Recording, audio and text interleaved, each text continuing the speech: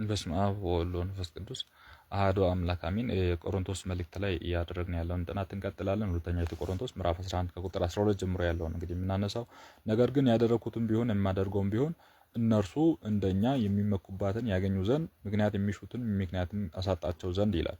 እንግዲህ ይህንንም ያደረኩ ምክንያት ይፈልጉ ነበሩ። ሳንቲም ለሳንቲም ነው የሚያገለግለው የሚሉ መናፍቃን አሕዛብ፣ ሌሎች ምክንያቶች አይሁዶች ክስ የሚከሱ ሊኖሩ ስለሚችሉ እኔ ምክንያት አሳጣቸው ያለምንም በማስተማር ያለምንም ወንጌልን በነጻ በማስተማር ምክንያት አሳጥቻቸዋለሁ ብሎ ይላል። እርሱም እንደኛ የሚመካበት ያገኙ ዘንድ ምክንያት የሚሹትን ምክንያት ያሳጣቸው ዘንድ የሚተነኩሱትም ራሳቸውን የክርስቶስ ሐዋርያ የሚያስመስሉ አመጻን የሚያደርጉ ሐሰተኞች ሐዋርያት አሉና ይህም አያስደንቅም። ሰይጣን ራሱን ተለውጦ እንደ ብርሃን መልአክ ይመስላልና መልእክተኞቹም የጽድቅ መላእክትን ቢመስሉ ይህ ታላቅ ነገር አይደለም፣ ፍጻሜያቸው ግን እንደ ስራቸው ነው ብሎ ቅዱስ ጳውሎስ ይናገራል። ሊያካስሱ የሚፈልጉ ወንጌል እንዳይነገር የሚፈልጉ ህዝብ ውስጥ ትምህርት እንዳያልፍ የሚፈልጉ እኛን ሊያካስሱ የሚፈልጉ በጣም ማዕት አሉ። ይህ ደግሞ ወንጌል ይዞ ሌላ ወንጌል የሚያስተምሩ ውሸት ወንጌል የሚያስተምሩ አሉ። ይህ አያስደንቃችሁ። እንኳንስ እነሱ ሰይጣን እንኳን የብርሃን መልአክ መስሎ ይገለጥ ዘንድ ይችላል ብሎ ቅዱስ ጳውሎስ ይናገራል። መስሎ መታየት ሰይጣንም እንኳን ይችላል ብርሃን መልአክ እስከመሆን እስከ መምሰል ድረስ። ስለዚህ አያስደንቃችሁ ብሎ ፍጻሜያችሁ ግን እንደ ስራቸው ነው፣ በተንኮላቸው እዛው በዛው ይወርቃሉ ብሎ ቅዱስ ጳውሎስ ይናገራል። ቀጥሎ ስለ መንፈሳዊ ትምክህት ይናገራል። ደግሞም እንዲህ እላለሁ፣ ሰነፍ የሚያደርገኝ አይኑር። ያም ባይሆን እኔ ጥቂት እመካ ዘንድ እንደ ሰነፍ እንኳን ብሆን ተቀበሉኝ። ይህም ቢሆን የምናገረው ለእግዚአብሔር የሚገባ አይደለም፣ ነገር ግን ስለዚህ ትምክህቴ እንደ ሰነፍ እናገራለሁ። በስጋዊ ስርዓትም የሚመኩ ብዙዎች ናቸውና እኔ ደግሞ እመካለሁ። እናንተም ልባሞች ስትሆኑ ሰነፎችን መስማት ደስ ያሰኛቸዋል። የሚገዟቸውም የሚያውቋቸውም መባያ የሚያደርጓቸውንም ሁሉ የሚታዩባቸውን ፊታችሁን በጥፊ የሚመቷችሁን ታገሷቸውና እኛም እንደ ደካሞች መስለን እንደነበርን ይህንን በውርደት እናገራለን። ነገር ግን ማንም የሚደፍርበት እኔ ደግሞ እደፍራለሁ ብሎ ቅዱስ ጳውሎስ ይናገራል ማለት ነው። እነርሱ በዕብራውያን ቢሆኑ እኔም እንደ እነርሱ ነኝ። እነርሱ እስራኤላዊ ቢሆኑ እኔም እንደ እነርሱ ነኝ። እነርሱ የአብርሃም ልጆች ቢሆኑ እኔም እንደ እነርሱ ነኝ። እነርሱም የክርስቶስ አገልጋዮች ቢሆኑ እኔም እንደ ሰነፍ ለራሴ እናገራለሁ። እኔ እበልጣለሁ፣ እጅግም ደከም፣ ብዙ ጊዜ ተገረፍኩ፣ ብዙ ጊዜም ታሰርኩ፣ ብዙ ጊዜም ለሞት ተዘጋጀሁ።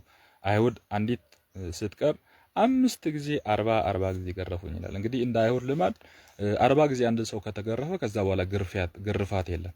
ግን ለተንኮል ጌታችንን 6666 ጊዜ የገረፉት 39 የገረፉ ቁጥሩን ተሳስቻለሁ እንደገና ቁጥሩ ያሉ እንደዛ አሳድረውት ነው። ልክ እንደዛው ቅዱስ ጳውሎስንም 5 ጊዜ 39 ገረፉ። እንግዲህ ከ40 አሳልፎ ከገረፈ እዛ ገራፊው ራሱ ይገረፋል። ለዛ 39 ይገርፍና ቁጭ ይላል። ሌላው እየተነሳ 39 ይገርፍና ቁጭ ይላል። አምስቱ እየተነሱ 39 እየገረፉ ቁጭ አሉ። 5 ጊዜ 39 አንድ እየቀራቸው 40 ገረፉኝ ብሎ ቅዱስ ጳውሎስ ይናገራል ማለት ነው። 3 ጊዜ በበትር ደበደቡኝ፣ እንደ አንድ ጊዜ በድንጋይ መቱኝ። መርከብም 3 ጊዜ ተሰበረች። በጥልቅ ባህር ውስጥም ሲዋኝ አደርኩ፣ ሲዋኙም ዋልሁ። በመንገድ ዘወትር መከራ እንቀበል ነበር፣ በወንዝም መከራ ተቀበልኩ። በወንበዴዎች አሰቃዩኝ፣ ዘመዶችም አሰቃዩኝ። አሕዛብ መከራ አጸኑብኝ። በከተማም መከራ ተቀበሉ፣ በበረሃም መከራ ተቀበሉ፣ በባህርም መከራ ተቀበሉ። ሐሰተኞች መምህራን መከራ አጸኑብኝ። በድካምና በጥረት በብዙ ጊዜ እንቅልፍ በማጣት በመራብና በመጣት አብዝቶም በመጾም በብርድና በመራቆት ተቸገርኩ። የቀረውንም ነገር ሳልቆጥር ዕለት የሚከብደኝ የአብያተ ክርስቲያናት ሁሉ ሐሳብ ነው። ታሞ እኔ የማዝንለት ማን አለ? በድሎስ እኔ ማልደነግጥለት ማን አለ ብሎ ለቤተ ክርስቲያን አካል ለሆነ ሁሉ ሰው መጨነቅ እንደሚገባ ለቤተ ክርስቲያን መጨነቅ እንደሚገባ ይሄን ሁሉ መከራ ግን አልቆጥርም ነው ያለው። አሁን የዘረዘሯቸውን መከራዎች ይሄን ሁሉ አይደለም የሚያሳስቡኝ። እነዚህ መከራዎች አይደሉም የሚያሳስቡኝ። መገረፍ አይደለም፣ መከራ መቀበል መሰቃየት አይደለም፣ በታንኳ 3 ጊዜ ባህር ላይ ለወርቅ ሁላ እስኪደርስ ድረስ የደረስኩት መከራ አይደለም። ይሄ ሁሉን ሳይሆን እለት እለት የሚያሳስብኝ የቤተ ክርስቲያናት ጉዳይ ነው ብሎ ስለ ቤተ ክርስቲያናት መጨነቅ እንደሚገባ የቤተ ክርስቲያናትን ጉዳይ መጨነቅ የራሳችንን ጉዳይ እግዚአብሔር ስራ አድርጎ እንዲሰራ እንደሆነ ልንረዳ ይገባል። ቀጥሎ ስለ ቆሮንቶስ ሰዎች ስላደረገው ወቀሳ ይናገራል። እናንተ ስላደረጋችሁብኝ በመመካቴ ሰነፍ ሆንኩ፣ ለእኔም በእናንተ ዘንድ ልከብርና እናንተም ምስክሮቼ ትሆኑኝ ዘንድ ይገባኝ ነበር። እኔ እንደ እምንት ብሆንም ዋናቸው ሐዋርያት ሁሉ ከሰሩት ስራ ያጎደልሁባችሁ የለም። እኔ ከኋላ ብነሳም እኔም ደቃቅ ድቁቅ ቢሆን ትንሽ ቢሆንም ሐዋርያት ዋናዎች ከሰሩት ያሳነሱት ምንም ትንሽ ነገር የለም ብሎ ቅዱስ ጳውሎስ ይናገራል። ሐዋርያት መከራ እንደተቀበሉ እኔም ተቀብያለሁ፣ እንደተራቡ ተርቤያለሁ፣ እንደተጠሙ ተጠምቻለሁ።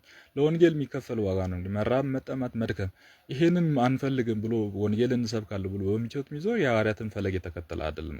የሐዋርያት ምልክት በፍጹም ትዕግስትና በተአምራት ነው ይላል። እነሱ በጣም በትዕግስትና በተአምራት አገልግለዋል። እኔም ደግሞ በትዕግስትና በተአምራት እንዲሁ ድንቅ ስራ በመስራትም በኃይል ተደርጎላችኋል።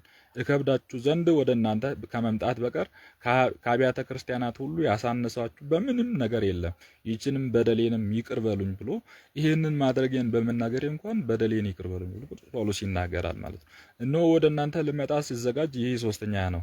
ነገር ግን አልተፋጠንሁም። ገንዘባችሁም ያይደለ እናንተን እሻለሁና፣ ልጆች ለልጆቻቸው ያይደለ ወላጆች ለልጆቻቸው ሊያከማችሁ ይገባልና፣ እኔ ግን እጥፍ ድርብ እመጣለሁኝ፣ ስለ ሕይወትም ሰውነቴን አሳልፌ እሰጣለሁ። እናንተም እጅግ በወዳችሁ ራሴን ወደድኩ ብሎ ለሞት ራሱን አሳልፎ እንደሚሰጥ ያ ሞት ግን ለሕይወት የሚሆነው መሆኑን ቅዱስ ጳውሎስ ይናገራል።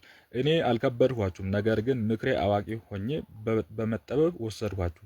በእውኑ ይህን አድርጉልኝ ብዬ ወደ እናንተ የላኩት መልእክት አለን ወይስ የቀማኋችሁ ነገር አለን? እንጃ። እነሆ ቲቶን ማለድኩት፣ ከእነርሱም ጋራ ሌላውን ወንድማችንን ላኩት። በእውኑ ቲቶ የበደላችሁ በደል አለን? በእርሱ ባደረው መንፈስ የምንመላለስ እርሱን የሄደበትን ፍለጋ የምንከተል አይደለምን ብሎ ቅዱስ ጳውሎስ ይናገራል ማለት ነው። ቲቶንም ሲልክ ቲቶን እናንተን ከብዶባችኋል ወይ? እኔስ እንኳን ከብጄባችሁ ይሆንን? ሸክም አብዝቼባችሁ ይሆንን? ይህን ጠይቄባችሁ ይሆንን ብሎ ቅዱስ ጳውሎስ ይናገራል ማለት ነው። እኛስ ደግሞ ስለ ራሳችን የምንከራከር ይመስላችኋልን? በእግዚአብሔር ፊት በክርስቶስ ሆነን እንናገራለን። ወንድሞቼ ሆይ ይህን ሁሉ ግን እናንተ ትጽናኑ ዘንድ ነው። ነገር ግን ወደ እናንተ በመጣው ጊዜ እንደምወዳችሁ ሆናችሁ ያላገኙ እንደሆን እኔም እንደማትድኑ እሆንባችኋለሁ ብዬ እፈራለሁ። ወይም አኮ በመካከላችን ክርክር፣ ኩራት፣ መቀናናትና መበሳጨት፣ መዘባበትን ማስታበይ ይኖር ይሆናል ወይም እንደገና ወደ እናንተ በመጣው ጊዜ በእናንተ ምክንያት እግዚአብሔር ያሳዘኝ ይሆንን? በደል ንስሐ ላልገባ ስለ ርኩሰታቸውም ስለ መዳራታቸውም ስለሚሰሩ ዝሙታቸው ለብዙዎች አዝን ይሆንን ብሎ ቅዱስ ጳውሎስ ይናገራል ማለት ነው። ምዕራፍ 13 የመጨረሻው ምዕራፍ ነው። ወደ እናንተ ስመጣ እነሆ ይህ ሶስተኛዬ ነው ብሎ ይናገራል። እንግዲህ ወደ እናንተ ለመምጣት አስቤ ይህ ሶስተኛዬ ነው፣ ነገር ግን በሁለት ወይም በሶስት ምክንያት አፍ የሚጸና አይደለምና ጥንቱን አስቀድሜ ተናግሬያለሁ፣ አሁንም አስቀድሜ እናገራለሁ። ቀድሞ ከእናንተ ጋር ሳለሁ እንደነገርኳችሁ አስቀድሞ ለበደሉ ሌሎችም ሁሉ እንደገና የመጣው እንደሆነ ርኅራኄ እንዳላደርግ እንዲሁ ሳልኖር ለሶስተኛ ጊዜ እናገራለሁ። ክርስቶስ በእኔ አድሮ እንደሚናገር ማስረጃ ትሻላችሁን? እርሱስ ሁሉን የሚቻለው ነው እንጂ በእናንተ ዘንድ የሚሳነው የለም። በድካም ተሰቅሏልና በእግዚአብሔር ኃይልም ሕያው ነውና እኛም ከእርሱ ጋር እንደክማለን፣ ነገር ግን ስለ እናንተ በሚሆነው በእግዚአብሔር ኃይል ከእርሱ ጋር በሕይወት እንኖራለን ብሎ ክርስቶስ ለኛ በድካም ተሰቅሏል፣ ግን በእግዚአብሔር ኃይል ግን ኃያል ነው፣ ኃይሉን በትንሣኤው ግን ኃያል ነው ብሎ ቅዱስ ጳውሎስ ይናገራል ነው። ስለዚህ በዚህ ምድር መከራ ሲገጥመን እንደ ክርስቶስ መከራ እንቀበላለን፣ ስንነሳ ከክርስቶስ ትንሣኤው ጋር እንደመራለን ማለት ነው። እንደ ክርስቶስ በኃይል ነው የምንነሳው ማለት ነው። እንደ ክርስቶስ ለሕይወት ነው የምንነሳው ማለት ነው። እርሱ በዚህ ምድር መከራ ተቀብሎ ትንሣኤው ግን በኃይል ነው ብሎ ቅዱስ ጳውሎስ መናገሩ ለዚህ ነው። በሃይማኖት ጸንታችሁ እንደሆናችሁ ራሳችሁን መርምሩ ይላል። ራስን መመርመር ይገባል። ሰው አሉኝ እያለ ሊጠፋ የሚችል ፍጡር ነው ሰው። ለዛ በሃይማኖት እንደኖራችሁ ራሳችሁን መርምሩ፣ እናንተ ራሳችሁን ፈትኑ፣ ኢየሱስ ክርስቶስ ከእናንተ ጋር እንዳለ አታውቁምን? እንግዲህ እርሱ የማይታይ ነው፣ በማይታይ ጥበቡ እርሱ እኛን እያየን ነው። ስለዚህ እኛ ራሳችን ዘወትር ልንመረምር ይገባል ማለት ነው። ካልመረመርን ዋሾችና ልንወርቅና ልንጠፋ ስለምንችል ማለት ነው። እንዲህም ካልሆነ ግን እናንተ የተናቃችሁ ናችሁ ይላል። ራሳችን ካልመረመርን የተናቅን እንደሆን ቅዱስ ጳውሎስ ይናገራል። እኛም ብንሆን የተናቅን እንዳይደለን እንድታውቁ እኔ እለምናለሁ። ምንም ክፉ ስራ እንድትሰሩ ወደ እግዚአብሔር እንጸልያለን፣ መልካም ነገር እንድታደርጉ ብቻ ነው እንጂ እኛ ደጎች ልንባል አይደለም፣ እኛም እንደተናቁ ሰዎች እንሆናለን። ለእውነት ጸንተን እንኖራለን እንጂ ከእውነትም መውጣት አንችልም። እናንተ ትበረቱ ዘንድ እኛ ስንደክም ደስ ይለናል፣ ጸሎታችን እናንተ ፍጹማን ትሆኑ ዘንድ ነው ብሎ ቅዱስ ጳውሎስ ይናገራል። ቀጥሎ ሰላምታና ቡራኬ በመስጠት የመጨረሻ መልእክቱን ያስተላልፋል ለቆሮንቶሳውያን ክርስቲያኖች።